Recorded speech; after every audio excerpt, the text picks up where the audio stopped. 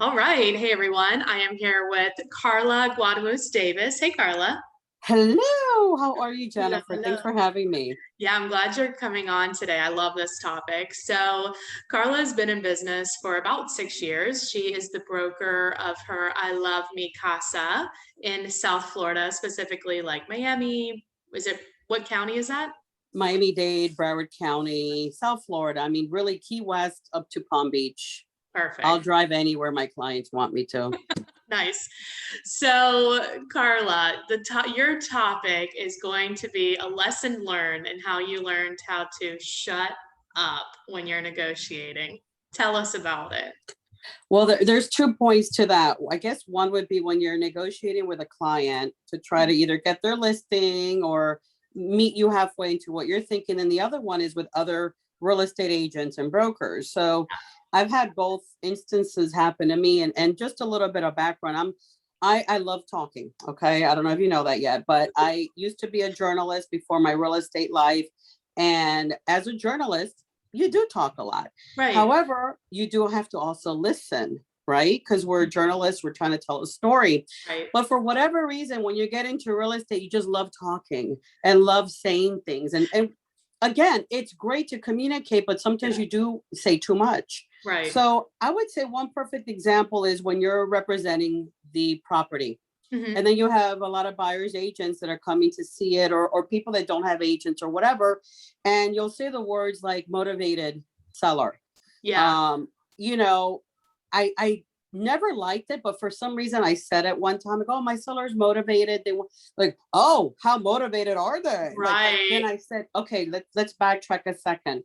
What I mean by motivate, so I had to like, so sometimes I think as real estate agents and brokers, we want to share, we want to be Yes. honest, which is great. Yeah. However, sometimes you just got to shut up. Yeah. Yeah. What happened to you? Can you think of the time where that like lesson you were like, oh, okay, let me be quiet. So right when I then I backtracked and I said, okay, stand by. It Yeah. don't mean that they're going to give it away. Hmm. That the we're gonna still negotiate, but we're not lowballing this property. We're not gonna give it away. They're motivated because they're moving somewhere else and they just want to get rid of it, but they're not desperate. Yeah. So I Right. had to go, like reverse, because as soon as Right. I said that, everybody kind of looked my way. So now when I see other agents doing that all the time in writing on the MLS and in person, I mean, they should put in writing, Right. motivated. And I'm going, All no. it means, I mean, it does mean exactly what or it appears to me what you said. It's like it means that they're willing to take like a lowball offer, but that's not really what it means necessarily, you know? Correct, Yeah. correct, correct. So that was just an example of shut up. Don't say too much. Just say what you need to say. Answer about the square footage. Answer what's included in the HOA or if dogs are allowed. But then when you just start saying too much, you can Mhm. hurt yourself. No, I think that's a really good point. And I mean, you're exactly right. Like most real estate agents, we are people. Like we love people. And so, and it's one of the things that I like to train agents to do is when they do have a showing to go ahead and call the buyer's agent because most of the time the buyer agent will overtalk.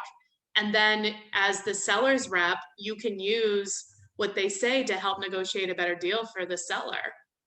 But Absolutely. And I use that tactic all the time myself mhm, because, again, I was cognizant enough to watch myself in the beginning. I'm still fairly young, I guess, in real estate, but when I first started.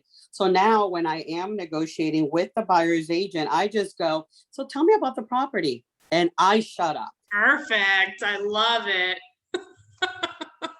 And they That's start saying everything. everything. Oh, so and so's in a fight with the brother. So the mother passed away. So now the siblings are fighting. Oh, and I'm like, this is way too much information that I did. But now I know, okay, there's something going on with the family and the property. Maybe Yeah, it's just, maybe you can it's get a deal. But to your point, I mean, if you're going to talk, like learn to be quiet to let them talk, and then if you are going to talk, ask questions and open-ended questions like you did. Like tell correct. me about the property, what or whatever, what is the reason for moving or whatever you're going to ask, right? If you're the listing agent, like how many houses has your client been looking at? How many deals have they lost? Like what are they looking for that they're not finding? Like whatever it is, right? Right. And even now, right now in South Florida, and I'm sure in a lot of major markets, everybody wants the same single family house with a pool. Right. So it's very hard when you're working with buyers. So when I have that and I talk to the listing agents, just so that I know not to waste any more time, I Yeah. just say, what do you have in writing? Yeah. Tell Right. me. Oh, Right. you have an all cash over asking. Thank you. We can't compete. Right. Move to the next. Right. So if you don't ask, you're You not won't. going to sometimes get the info you need. So it's helpful to ask and then just listen. Well, I think what you're alluding to too is when you do ask, you're being direct with the question instead of talking around it and giving everything around it. Instead of saying where maybe in the past we would have been like, well, my buyer's really looking for this and they like this house for that. What offers do you have? And da da da da. Just being straight to the point. Like, what do you have in writing? Like, that's it. That's it. And I'm not asking them to give me any of their secrets or give just what do you have in writing? That's all I care about. Let's move on from there. And believe it or not, with that one question, Mhm. a lot of realtors will give you more than what you were even looking for. They will. Because they love to talk and they want to get, a deal together too.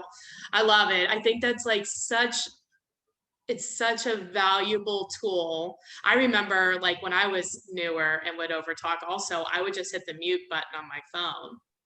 Cause like I do cold calls, like mute myself.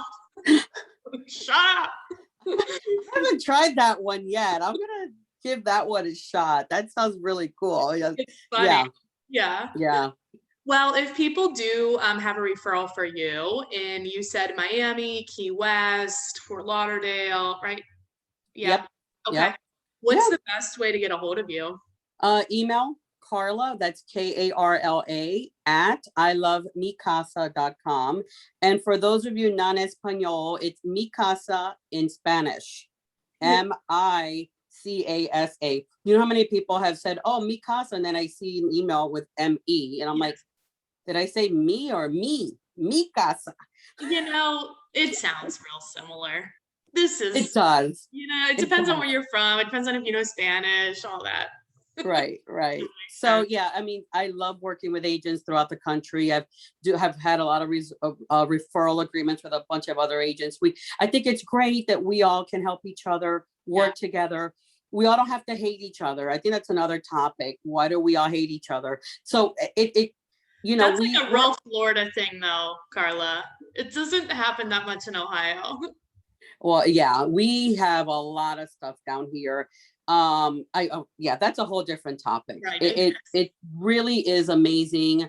But as a state director for Florida Realtors with Miami Association of Realtors, my job is to make sure that we all do get along, at least in our little corner here. Right. So that's what I try to do in my little circle. We should do who's crazier, the real estate agents in Florida or the real estate agents in California? You Woo! guys can Yeah, compete.